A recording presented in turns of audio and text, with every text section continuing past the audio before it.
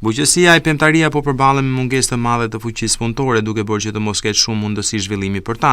Fermeri Zia Keshi nga fshati Majtari Dibër, i cili jo vetëm ka kultivuar bimën aronjan, por edhe shumë lloje të ndryshme frutash të marra në shumë vende të botës, thotë se problemi është më i madh deri tani është mungesa e fuqisë punëtore.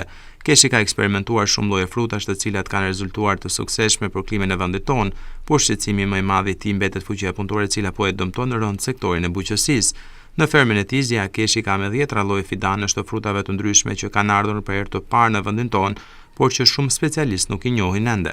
Është që në vitin 2012 kena kryu fermën me një zotim të sinqert tek frutat medicinale më shumë dhe bimë medicinale. Dhe kena vazhduar që në 2012 deri më sot aktualisht kemi fruta dhe bimë nga gjithë bota aziatike, tropikale, egzotike. Gjitha kemi mbi 30 varietete faktikisht. Të kultivuara kemi plantacione 3 hektar deri tani.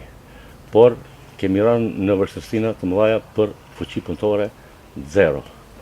Dhe më shumë ndushte nuk është se fuqi punëtore mund ta gjeni, por nuk është i specializuar, nuk është i specializuar për këtë fushë që unë kam dhe ai më shumë dëmton se sa dëm bëj punën.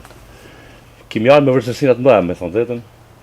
Tregun e kam pak a shumë mirë, nuk çalej shumë këtë tregu, sepse jemi edhe prus fidanave nga këto 30 varietete, sepse këto e kena sjell, i kemi praktikuar praktikat reja, i kemi kultivuar, i kemi ndjek, ka shku deri në 3 vite një varietet, derisa e kemi pa, domethënë fut në prodhim dhe ciklin e frutit është për shtat apo nuk o për shtat, nëse o për shtat, atëherë kaloj duke provuar fidanat. Kemi mbi 30 varietete, mbi 30. Këto ndodhemi tek një varietet rrushi pa fara, me origjinë nga Amerika. Ka njëri për asnjë varietet këto agronom që unë i kam kultivuar, që i kam sjell nga gjithë bota, janë 30 varietete të ndryshme dhe nuk e kanë studiuar edhe profesorët e vjetër që kanë ardhur këto plantacion të Universitetit Bujqësor të Tiranës, sinqerisht, po e them, kanë ardhur dhe e di shumë mirë dhe s'ka njoft asnjë varietet s'ka njoft. Dhe u kanë thonë orë, po thonë, nuk e din, këto janë praktika të reja vëlla. Nuk i kemi ditë to përpara.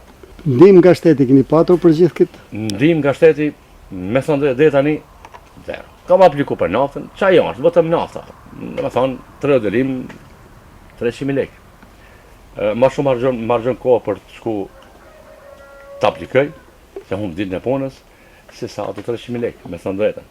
Ashtu si fermeri Zia Keshi dhe shumë fermerë të tjerë ankohen për mungesë të fuqisë punëtore, por edhe për specialistë në fushën e bujqësisë.